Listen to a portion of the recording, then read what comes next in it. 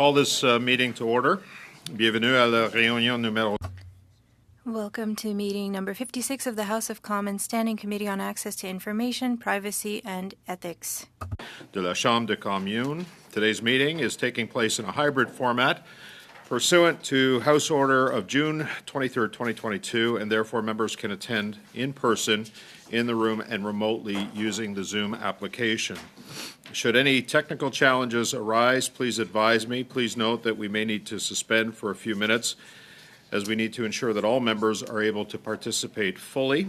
And pursuant to Standing Order 10838H and the motion adopted by the committee on Thursday, January 31st, 2023, the committee commenced its study of the subject matter of the report of the Conflict of Interest and Ethics Commissioner entitled the Ng Report. J'aimerais maintenant. I would like to now welcome our witness today. Affairs, Trade and Development, Mr. Rob Stewart, who is the Deputy Minister of International Trade. As well, we have Mr. Daniel Pilon, Director General, Procurement Asset Management. Mr. Stewart, you have 5 minutes, sir. The floor is yours. Thank you, Chair. Good afternoon to the members of the committee. Thank you for inviting me to appear before you today. Comme le Président a dit, je suis... As the Chair said, my name is Rob Stewart, and I have with me my colleague Daniel Pilon. Aujourd'hui, je vais... Today, I will give you an idea of global affairs in the way we make payments for services once delivered and how we award contracts. Je vais également... I will also provide you with the high-level overview of the process that the Department followed for the award and payment of the contract with Pomp and Circumstance as requested by the Minister's Chief of Staff in April 2020. Department's Global Affairs Canada and the Minister's offices of the Department have the authority to award contracts up to a certain value, as outlined in the Government Contracting Regulations and the Treasury Board Contracting Policy, now known as the Treasury Board Directive on Procurement. When officials in the Department or exempt staff from a Minister's office have delegated financial authority, make a decision to obtain goods and services from the private sector, they send a request for a contract to the departmental procurement staff. The request includes a description of the work to be performed, and depending on the dollar value, a supplier may already be identified. Depending on the nature and value of the request, the procurement office may then undertake several different contracting steps to award the contract.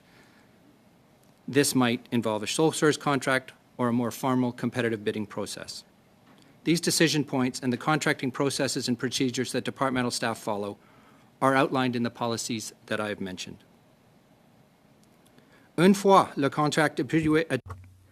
Once a contract is awarded, the departmental official or exempt staff member that requested the contract is responsible for monitoring the performance of the vendor to ensure that goods or services are delivered in accordance with the contract and to the requester's satisfaction.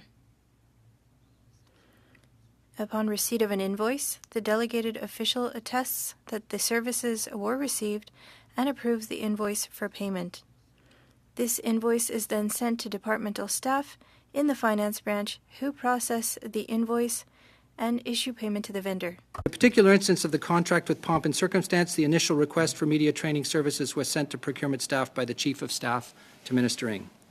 The Chief of Staff was the Minister's office staffer with the appropriate delegated authority to make such a request. As the proposed amount of the contract was $16,950, the procurement staff determined that the value was under the sole source threshold of $40,000. The procurement staff therefore proceeded to award the contract following sole source procedures. Once the contract was drafted and signed, the Minister's office then worked with the company to obtain the required services.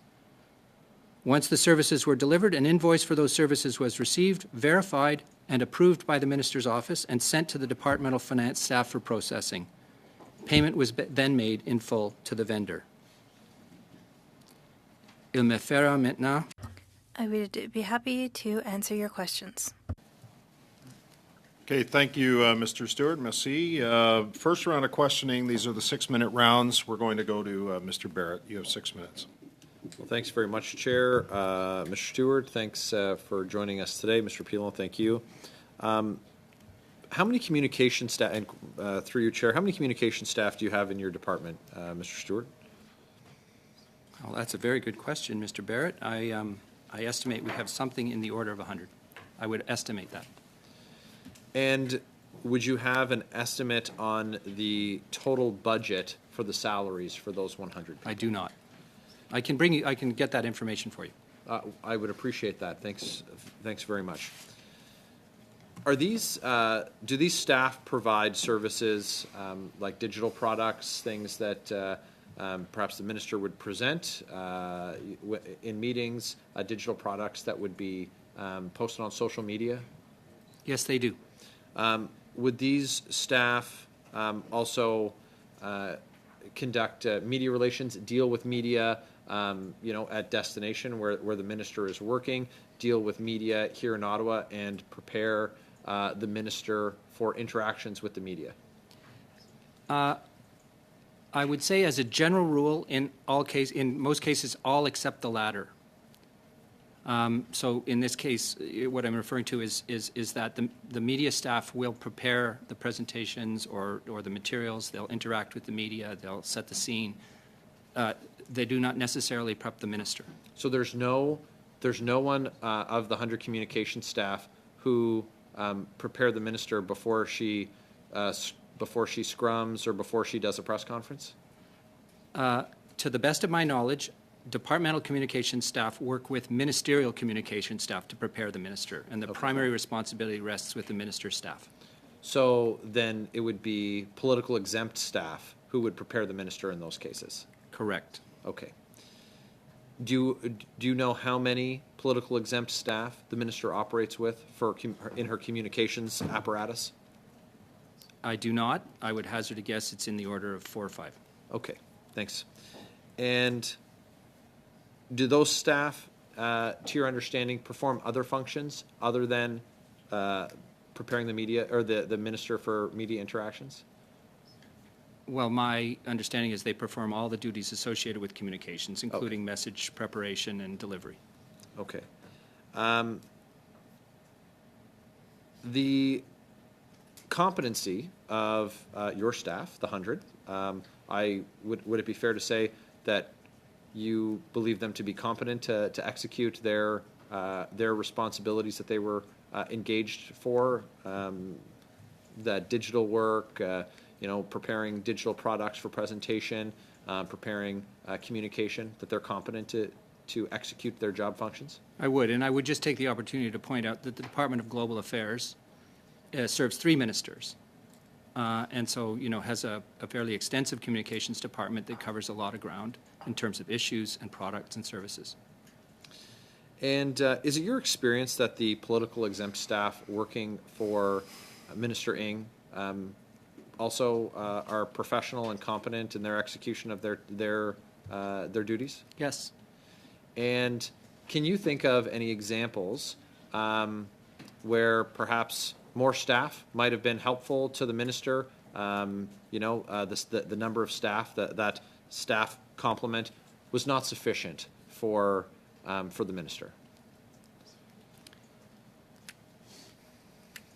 I think I would have to say no to that question, to the best of my knowledge. Okay. Do you know of other examples of the contractor that was used in that's referenced in the Ng report, pomp and circumstance? Do you know of them providing service to other government departments or ministers? No, I do not. Okay. What would the process look like if there was an awareness by a deputy minister that their minister, and I'll pose this in a hypothetical because my understanding is that you were not Minister Ng's DM at the time that she procured the services of pomp and circumstance. Is that correct? That is correct. So what would it look like in a situation where a deputy minister became aware that their minister was potentially in violation of the Conflict of Interest Act because the DM is public office holder and is also subject to the Act and understands the rules as well. Is there a process that is established, or would that be a conversation that the DM would have with the minister? What would that look like? You have a minute, Mr. Stewart. Well, as a general rule, deputy ministers would not be privy to these affairs. Okay. These are affairs, administrative affairs that are undertaken by offices and officers of the department, like my colleague, Monsieur Pilon. In the unusual event that some circumstance arose, as a deputy minister, my job would be to serve the minister to the best of my ability. Okay. So, I guess with my last 40 seconds, sir, so with a staff complement of over 100 with respect to communications, political exempt staff, I just can't understand why these services were required, why this vendor would have been solicited, if not only for the purpose of providing business to the friend of the minister. Your answer seemed to demonstrate high competency and a suite of abilities that would satisfy, the requirements that the minister has. Okay, that's it, Mr. Barrett. Thank you. You can pick that up in your next round. Next, we have Ms. Khalid. 6 minutes, Ms. Khalid. Thank you, Chair, and thank you to the witnesses for being here today. So maybe I'll just pick up from somewhere where Mr. Barrett kind of left off with respect to the context in 2020. What was it like in global affairs at the height of the pandemic as the government was rolling out more and more initiatives? What was it like within your department as you were servicing 3 ministers, within the department, and also how important is it for Canadians to have known about all of these services that were being provided to potentially millions of Canadians that lost their jobs? What was it like? Can you help us understand? Well, if you'll allow me, I'll respond not as the Deputy Minister of International Trade, but as the former Deputy Minister of Public Safety, because I was there then. I would make a couple of points. At the beginning of the pandemic, the atmosphere was quite chaotic. Decisions were being made very quickly. The government recognized that important measures needed to be taken to protect Canadians and to support them. And was making those decisions on an almost daily basis. So here I'm referring to things like border policy and economic supports for Canadians, individual and Canadians and businesses. I think that would have been true for the Department of Global Affairs, who at the time was dealing with an airlift of people who are living in Wuhan to begin with, but otherwise Canadians who are living around the world, which was a massive and very convulsive effort for the department to undertake at the time, in addition to communicating generally about COVID policy and the risks of travel. All departments, many departments, were working collaboratively together to deal with the situation and to come up with advice and implement new policy. So at the time it was quite inordinately busy, I would say, and very difficult for anyone to have a bird's eye view of all the things that were going on. Would you say that at that time the government needed to get their message out to Canadians in every way possible? I would say that as a general matter, again, from the point of view of a public servant, it was very important that Canadians understand what supports and services were available to them. And how long does the process normally take, from the time of seeking out a contract to the time that the contract is, it goes through all of that vetting process? What's the average time like? Monsieur Pilon. The average time for a sole source contract can take anywhere between 2 weeks to a month, depending on the nature and the complexity of the service. If it's in a sole source, if it's a competitive process, then it does increase considerably beyond that point. Thank you. And how long does it take to onboard new staff from the advertising for the staff position till hiring the staff position, going through all of the security checks, et cetera? How long does that take? Well, that'll generally, again, take quite a long time to bring staff up to speed as fully functioning members of the team. I'd hazard the guess it's in the order of months. Thank you. And do officials also receive media or communications training in your department? Those who face the media do receive media training as a mandatory thing.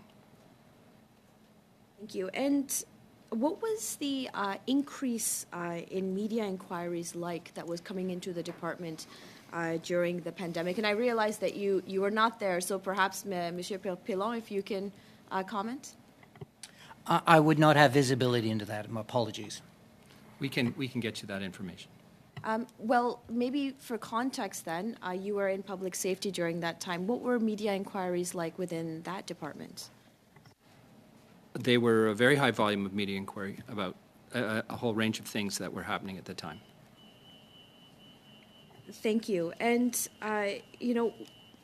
we talked about, the volume and the increase of work and communications and just products being handed out.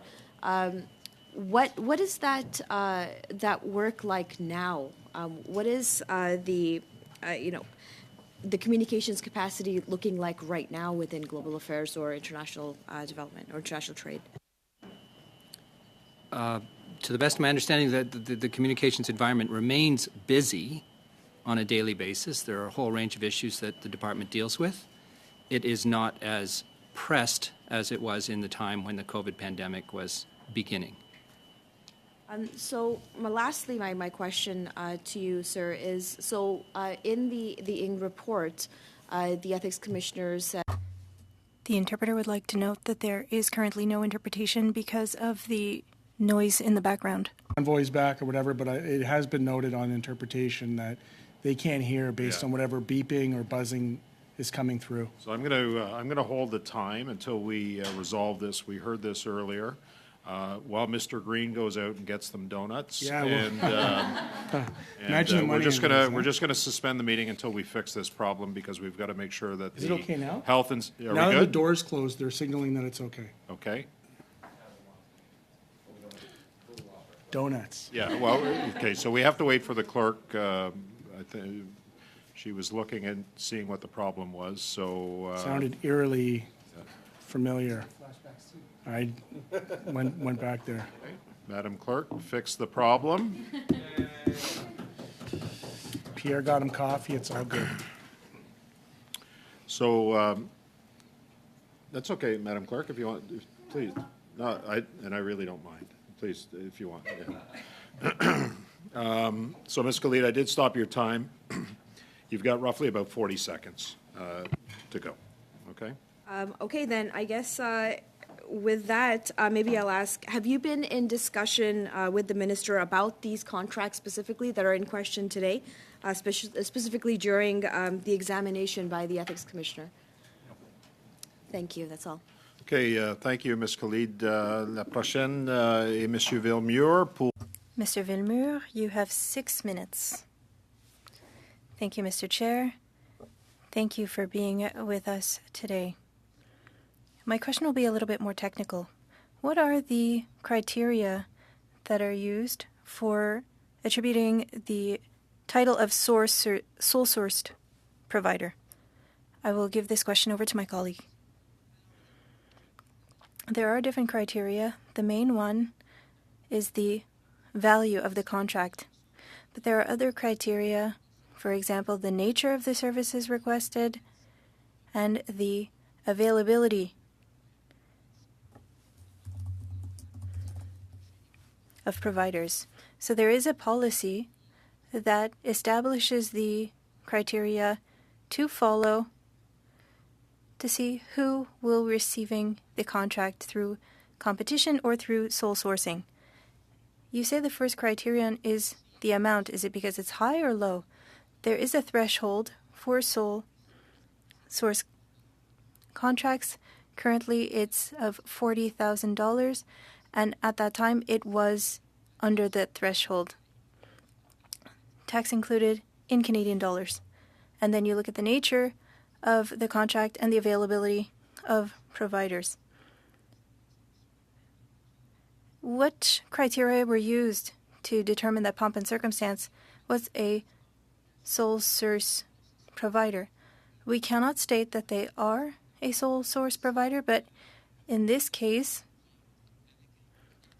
the request came from the service provider, and if there is no rule that stops the contract from being awarded, and if the amount is under the threshold of $40,000, then usually we support the request and give the contract to that company if it has already been decided that the provider can offer the services. And in this case, that was correct? Yes. And who had given you the name of that provider? It was the Office of the Minister, their Chief of Staff. So for the people who have to decide on this sole source contracting, are they sufficiently trained? The managers don't have a contractual training, and so that's why at our department we have a team of agents that works on the contract process. We receive a request from a client, any client of the department, and after that we work with the contract agent and we work with the client to see what the sourcing is or how the contract will be awarded. So there are people who have to examine whether or not there is a conflict of interest. Answer: not necessarily. The contract team does not do an analysis of conflict of interest. I'll come back to Mr. Stewart in a moment. I have a series of questions for you. What is an interest? What is an interest? Like in conflict of interest.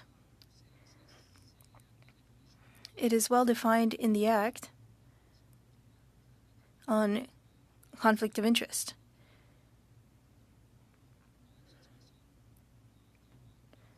And that's where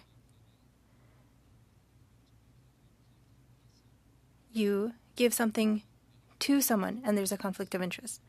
So my first question is, what is an interest, what is a conflict, and what is a conflict of interest? Because we need to understand what we're talking about here.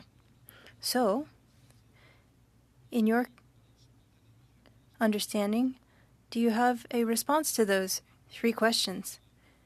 Or you'll just say, look at the Act. What I would like to say is that in the legislation for awarding contracts in the public service, there is no mention of conflict of interest. The conflict of interest comes from another legislation that impacts people like me,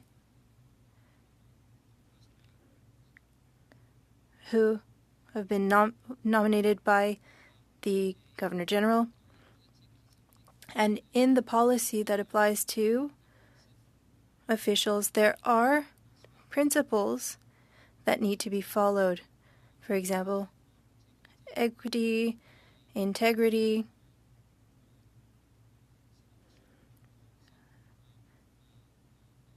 but there is no mention of conflicts of interest specifically. And in what officials must do to approve a contract, so a conflict of interest is the sum of all those undefined aspects. Yes, because you talked about equity, but we don't say what equity is. We just say that it needs to be fair. Integrity, it's mentioned, but it's not defined. So it's left to interpretation, except in the legislation on conflict of interest. So we might have a hard time with a conflict of interest versus a confusion of interests.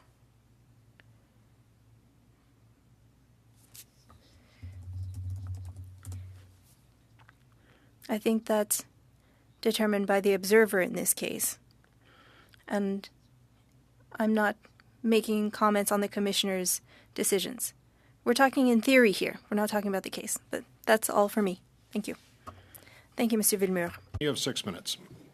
Certainly some important questions raised. Obviously, there's something left to be desired within our legislation as it exists, given that we have a repeat propensity of ministers and people in senior positions to kind of get caught in this situation. So I'm hoping that over the course of the study, we might be able to unpack some ways in which we can improve upon just precisely who is responsible for what. So from that perspective, I'll start there. Mr. Stewart, in your role in senior leadership, how do you view your responsibility for supporting ministers to prevent them from entering into conflicts of interest? Is that something that is within your role as a senior advisor to ministers? As a general matter, no. Okay. Mr. Pilon, in the purview of procurement, we've heard, I think, some basic introductions into how your work works. Is it part of your responsibility to help assist those that are procuring to avoid conflicts of interest?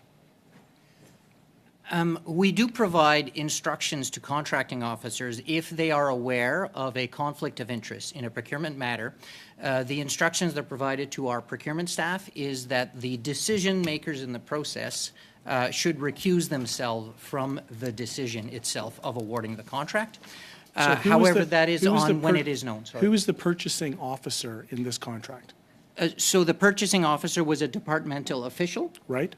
So there was a staff member that entered the information and prepared the contract, and A then staff member for the minister's office? No, that was Okay. departmental staff. Right. Apologies, yes.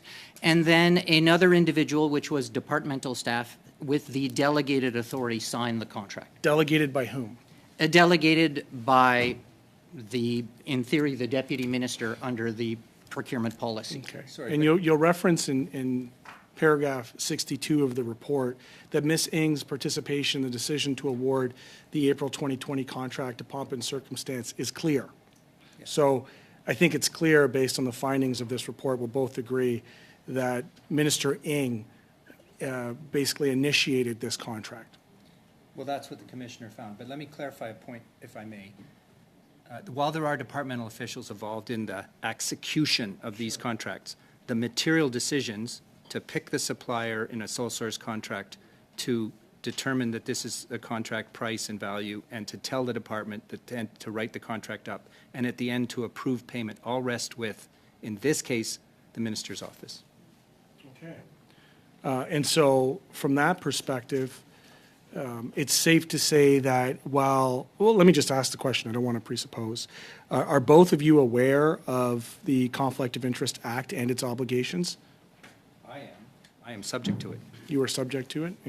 I am also aware. Thank you. And so prior to the two contracts being awarded, was anybody in either of your departments aware of a potential conflict of interest, given the high-profile nature of this social media influencer, this liberal pundit, this close friend and bestie of the minister? Were you aware of a potential for conflict? Were there any red flags raised within either of your departments? I was not in the department, but to the best of my knowledge, no. When you say to the best of your knowledge, in preparation for this meeting, would have anybody briefed you on what was known? Yes. At the time? And in that briefing, you're suggesting today that there was no indication, given the high-profile nature of this person, that there could be a potential conflict of interest. Nobody within the department, to your knowledge, raised a red flag on this.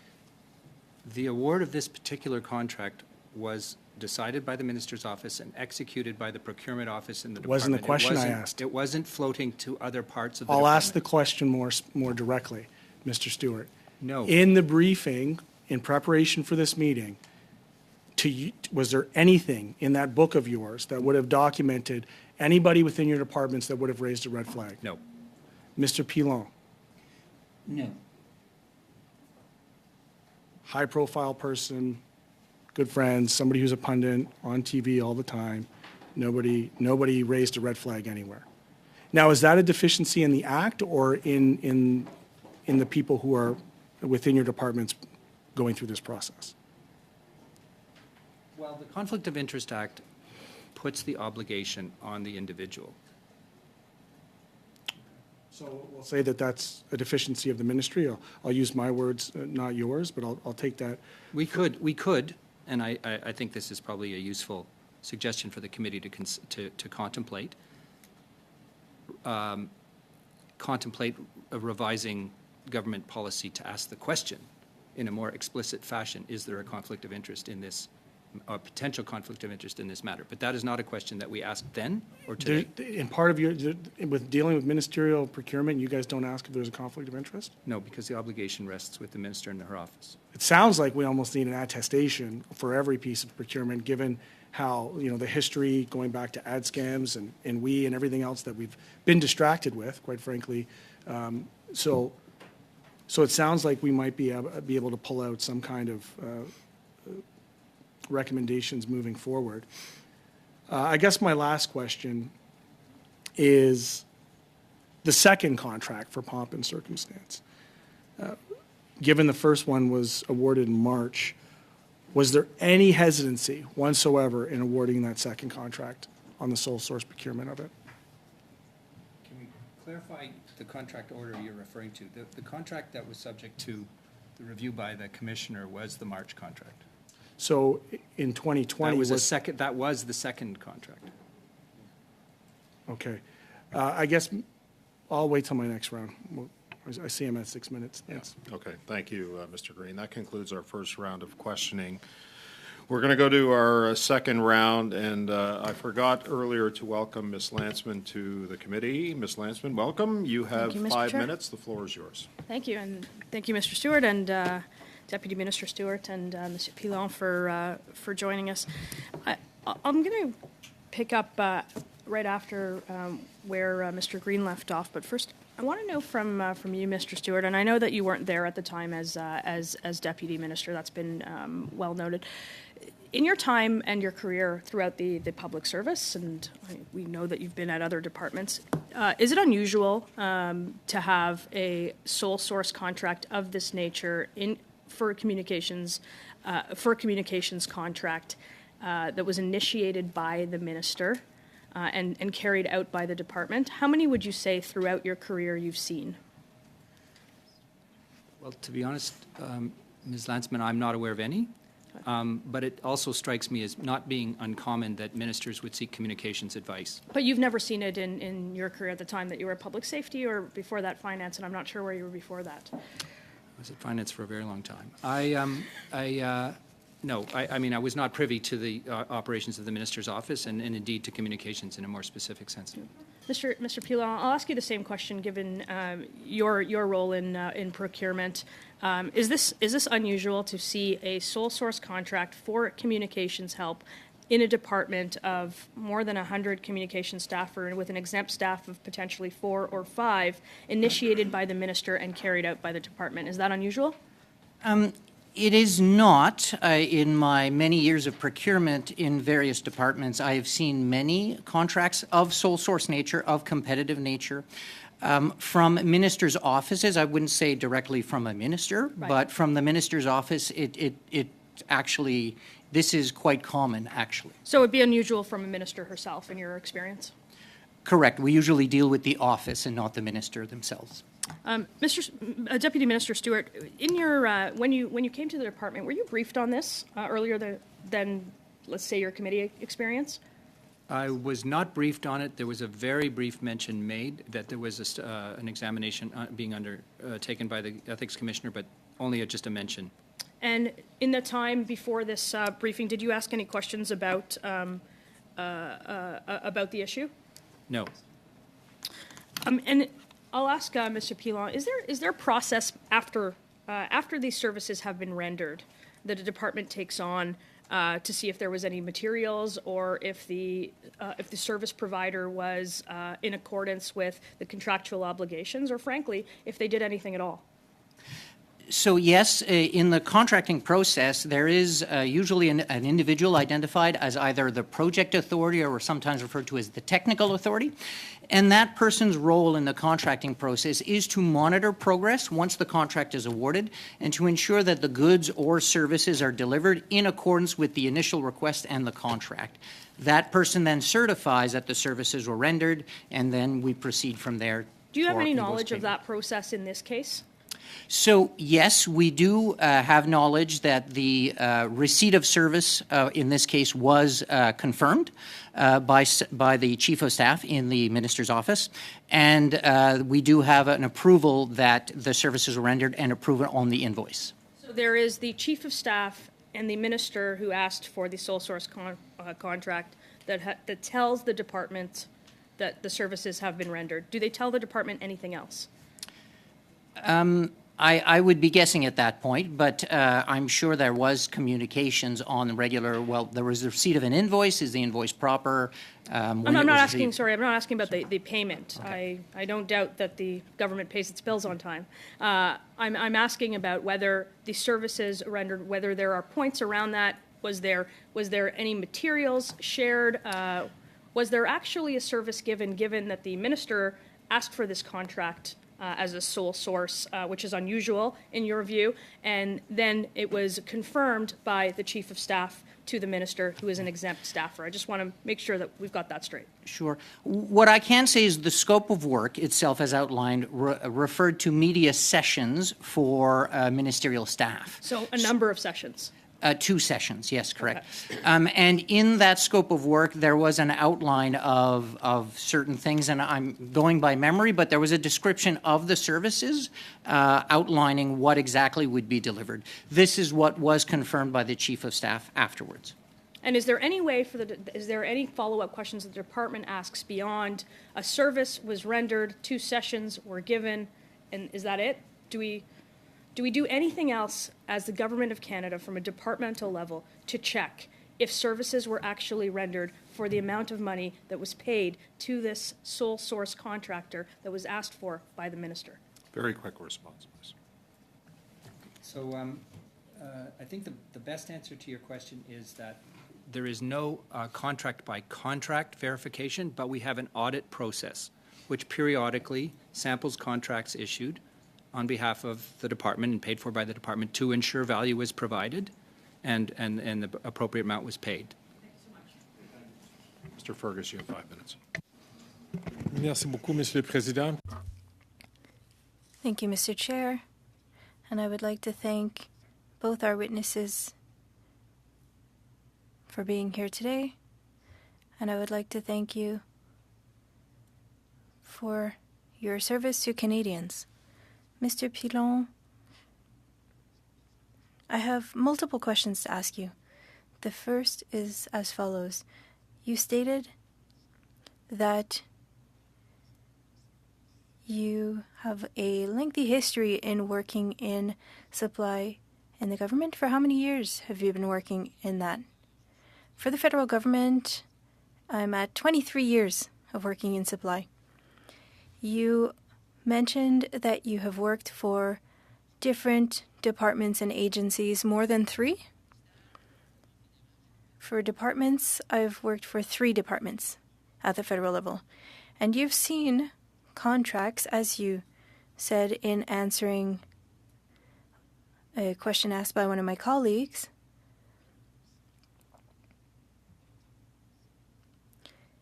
It's not the first time that you've seen a sole source contract coming from a departmental office. And here's my question. Does the department also have sole source contracts? Answer, yes.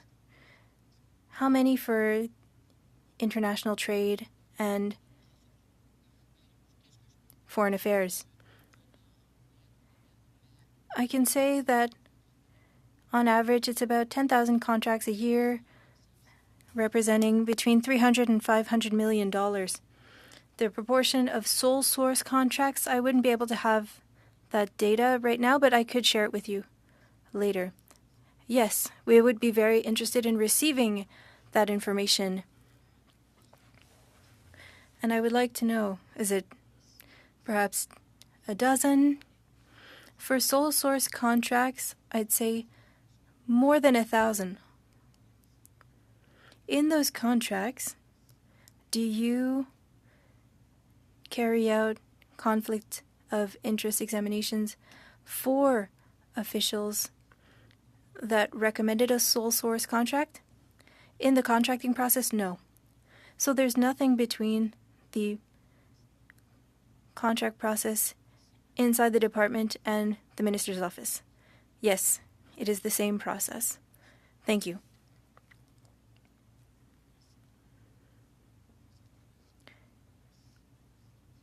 if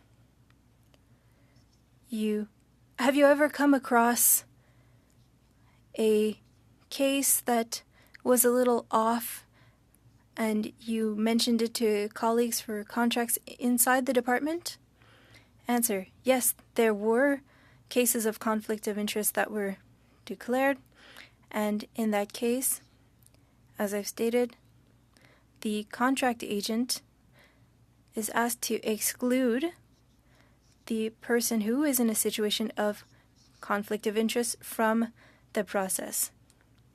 So it could be the manager asking for the sole source, or it could be the selection committee, and in that case, the person is removed from the selection committee. Is it the same process from departments? Yes. And have you been able to detect cases of conflict of interest in this case specifically? No. So prima facie, there was no case of a conflict of interest. True. Thank you. Mr. Stewart, thanks again. I understand your lengthy career as well at the public service and for international trade.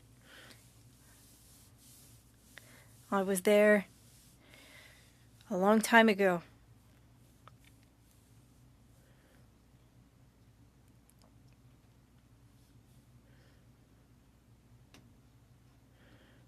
Seeing your overview on this contract, are there things that you saw that you hadn't seen in other departments? No. I noticed one thing that needs to be mentioned. Officials who participate in the awarding of a contract and officials in general need to have training on financial administration. In this case, Section 32 and 34 on the approval of contracts that the person has the authority to award a contract, and Section 34 that a contract was awarded according to the rules. For ministers' offices, it is not mandatory training. Thank you, Mr. Stewart and Mr. Fergus. For 2.5 minutes, Mr. Villemur. Thank you very much, Mr. Chair. Mr. Pilon, I would like to start by giving you advice. When we exclude someone from the room in a conflict of interest situation, yes, they've been removed, but their influence remains. If I understand correctly, there were no red flags, but there's no process for it. Do you think that that's something that should be put in place? Yes. Perhaps an official who's more knowledgeable? There's not someone like what Mr. Green said, but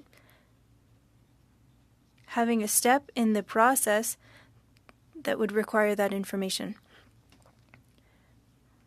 Do you believe that people who must conform to the act, in the case of a minister, should there not be an extra step in order to protect them? Yes, that could be done. And this is, of course, to improve the legislation. My colleague mentioned We Charity and other things without going into all of those details, but do you measure the impact on the public's trust? It is not my role to do so, but there are surveys on that. So it's not part of your role. Inaudible. You could imagine that it does have an impact on the public's trust in these cases. I'm not going to comment on that. Do you believe that the Act should be amended? You talked about ministerial staff. Should they have to comply? And ministers' offices. It would be a good thing to modify this rule. Yes. I don't have any other questions. Thank you. See, Monsieur Villemure, Mr. Green, you have 2.5 minutes. Thank you. Monsieur Pilon, you're aware, I'm sure, that when MPs make a purchase, when we are paying vendors on the financial portal, when we submit invoices, a pop-up comes up and it makes sure that it's in accordance with the procurement. Are you aware of that? I'm not aware of the members of parliament Sure. procurement process. No, I'm not. Sorry. Is something similar, do you guys have something similar in your process? At Global Affairs, when a client, we'll call them fund center managers, request a service and they do, there is an attestation process or a certification process that asks them to certify that the goods were received, yes. So the attestation is for after the product's delivered, but not to make sure that it's in accordance with the procurement strategy policy. It is, so the attestation is confirmation that the goods were received in accordance with the contract. Okay. I had mentioned perhaps having ministerial attestation for these types of things. I will put on the record that I think it's a tremendous waste of your time to have to be here to defend something that you really had nothing to do with. The context matters, but I'd much rather have you doing the work that you're doing in your ministries. So from your perspective, do you think there could be a benefit to having within the checks and balances of ministerial procurement pop-ups or attestations that they would go on the record in advance and assure that what they're doing is in accordance with the conflict of interest? Yes. Yes. Okay. And so I want to allow you the opportunity, Mr. Stewart. You answered. I appreciate that. I imagine you're a guy with a lot of ideas. I would love to give you the opportunity right now to share any recommendations you might have that could be for our consideration on ways in which we might be able to improve upon the compliance mechanisms for the Conflict of Interest Act. Well, I'll pick up on what you just said, Mr. Green, which is to say I think there could be in the process of awarding a contract a specific box which ensures that the department, as the agent on behalf of the minister's office, asks a question and gets the answer. It's not an audit process, but it's a certification process. I think that makes sense to me. It also makes sense to me for people who have delegated authority in ministers' offices to get the training on Section 32 and 34 sign-offs that they need, because those sign-offs are the ones that embed values and ethics, public sector values and ethics, respect for contracting principles of fairness and integrity. I concur, and I appreciate that. Thank you very much, Mr. Chair. Okay, thank you, Mr. Green. Mr. Dalton, you have 5 minutes. Yes, thank you. So when did, Mr. Stewart, when did you become Deputy Minister for International Trade? In October last year. Okay, great. You said that there were 2 sessions that were provided for $23,000. Can you tell us how long the sessions were, each session? No, the contract was for 2 sessions, and it was $16,000, but I'm not Yes. sure how long the sessions were. Can that information be provided to us, to the committee? It would not be in our possession as a department, no. Okay. That's something we're interested in knowing. So last year, you were testifying about the implementation of the Emergency Act, and you said that the Minister of Public Safety was misunderstood when he had said that in his comments that the police asked for the implementation of the Emergency Act, and something that they deny. So the Ethics Commissioner says that the Minister Ng, has violated the Ethics Code. Do you think that the Ethics Commissioner has misunderstood what the Minister has done? Sir, I would suggest that matter is a very tenuous reference, and I would not have any comment on it in this case. So you don't agree or disagree that Minister Ng was in a violation of the Conflict of Interest Act? It is not up to me to agree or disagree. Okay. So there have been many less serious situations that ministers have stepped down. The one that comes to mind when the Conservatives were in power was when one of our ministers had a $16 or maybe it was $18 orange juice, and just it was public perception and propriety. So just from the nature of your comments so far, it doesn't seem that you are you have any thoughts about whether or not the minister should resign. Sorry. That's It's a good shot. it's okay. Well, I think I've answered. I'm sorry. I don't have an answer to that question, sir. Okay. All right. Since the ethics breach by the minister has come to light, Liberal Minister Ahmed Hussein used $93,000 in constituency Point funds. of order, Mr. Chair. Just on relevance.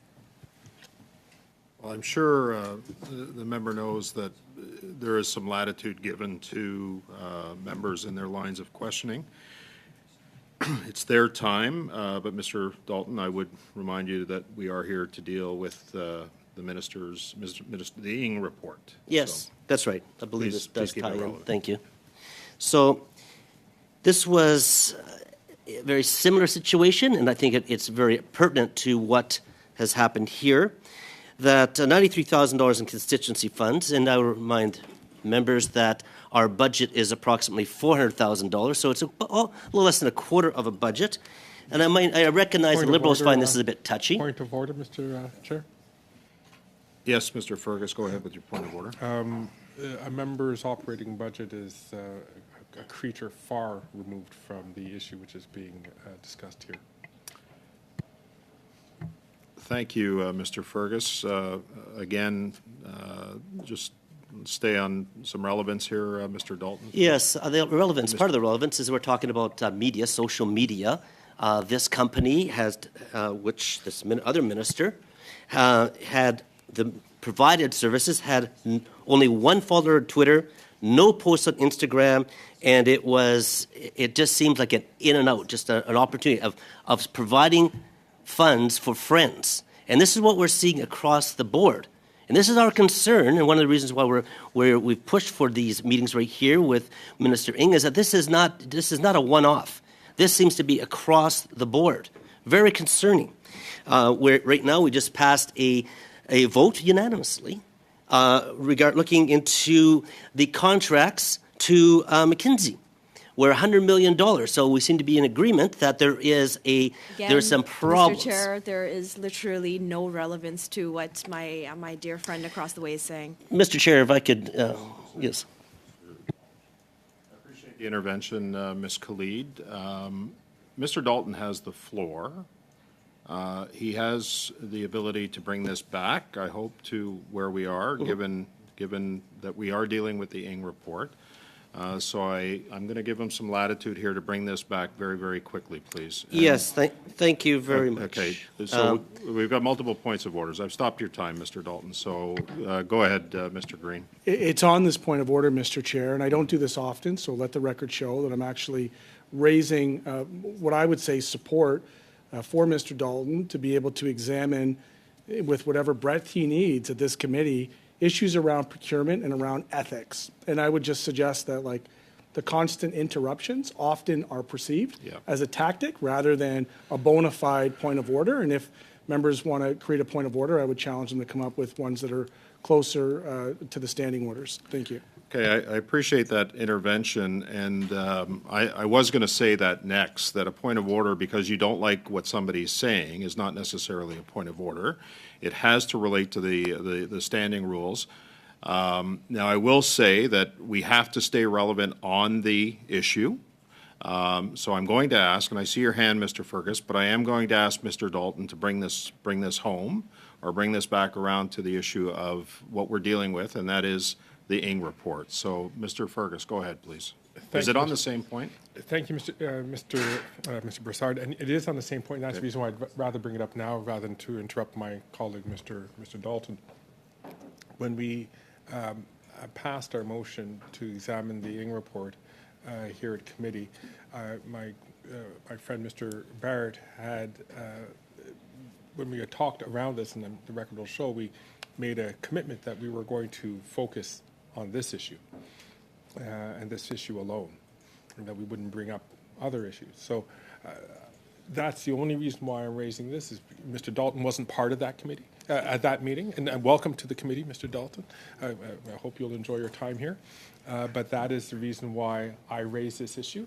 And Mr. Chair, I do appreciate you trying to bring this back to the issue at hand and to the study at hand. Thank you, and I'm sure Mr. Dalton will bring this back. Thank you. Go ahead, sir. Your time's continuing. You have Yes. a minute and a half. Yes, thank you. And we are talking, we're in the Ethics Committee. We are talking about contracts. We're talking about some serious breaches. And I think that, and I'm speaking about a trend, and that's one of the reasons that I brought this up. We're talking up here about this one minister, and that has spent a very significant amount of his budget on social media. And we are seeing the same thing here with one of the Liberal minister's friends, very close friends, I would add. And then we also have this with McKinsey. My question here is, across the ministries, we're hearing more and more about Liberal cabinet ministers and their staff, how they're awarding contracts to relatives and friends. Do department officials advise against this? Do they advise against this? No, sir. Where sole source contract is involved at this point in time, we execute on behalf of the minister's office. The obligation rests with ministers and their offices to determine whether or not there's a conflict of interest. We could indeed improve the system, but that is how it works today. Yes, and I do appreciate your comment to Mr. Green as far as one possibility, as far as even a box checking in. I think some sort of verification, I think that would be very helpful. Thank you, Mr. Chair. Thank you, Mr. Dalton. We have one more line of questioning, and that will go to Ms. Hepner, I believe. You're next. You have 5 minutes, and Mr. Stewart, Ms. Hepner will be the final questioner today, and Mr. Pilon as well. Thank you. Go ahead, Ms. Hepner. Thank you, Chair, and thank you to Mr. Pilon and Mr. Stewart for being here and for answering our questions today. I apologize. You've been very fulsome in your answers, so I apologize in advance if some of these questions become a little bit redundant. But I'd like to take you back again to 2020. We're in the midst of a pandemic, and in particular, the International Trade Small Business Department had a lot of sudden programs to administer across the country. I think 900,000 businesses took, for example, the Canada Emergency Business Loan. So can you talk about the importance during that time, during a global pandemic, when the department had to suddenly communicate these new programs to the businesses, and what a big task that was? Or maybe you could comment about how big that task was. We've got these new programs, and we need to let people know about their existence and how they work. Thank you. I would say that to the comment I made earlier, I believe about it being very important for Canadians to know what was available to them in terms of service and support at a very challenging time economically. That was clearly, I would think, the principal consideration here. The other comment I'd make is that the effort to do that, to come up with ways of supporting Canadians, was not the responsibility of one department, but of many. And indeed, some of these programs of business support were done, largely through the Department of Finance, and then with other departments as assistants in that, including the Canada Revenue Agency. So, there was a coordination question around communicating to Canadians that would have applied to departmental officials generally, and those who had to speak to the media in particular, and ministers as well.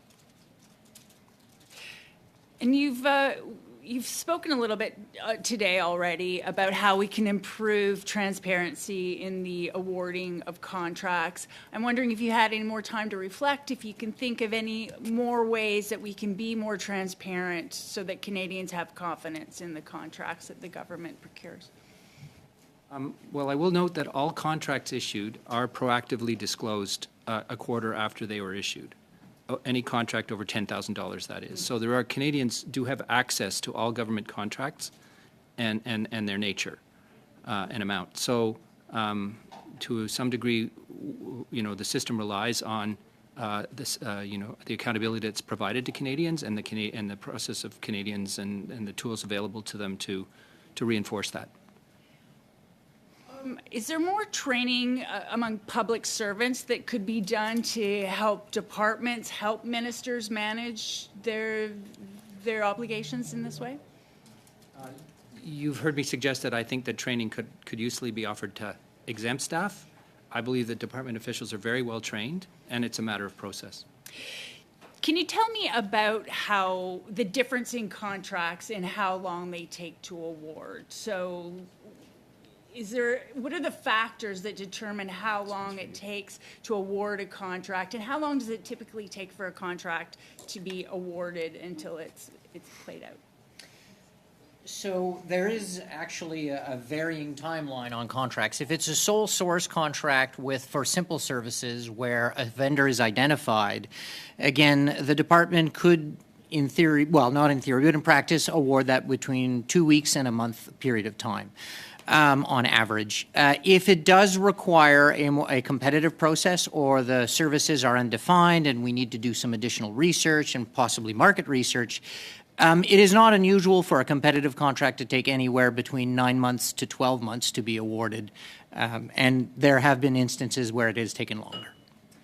So if you're in a situation as a government where time is of the essence, does that play a part in the decision making?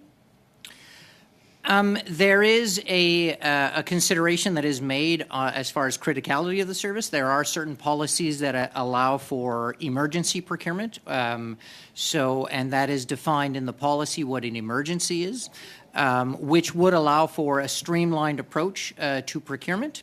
However, that is made at the initial onset determination of the required goods or service, right? And that is made in collaboration with the contracting officer.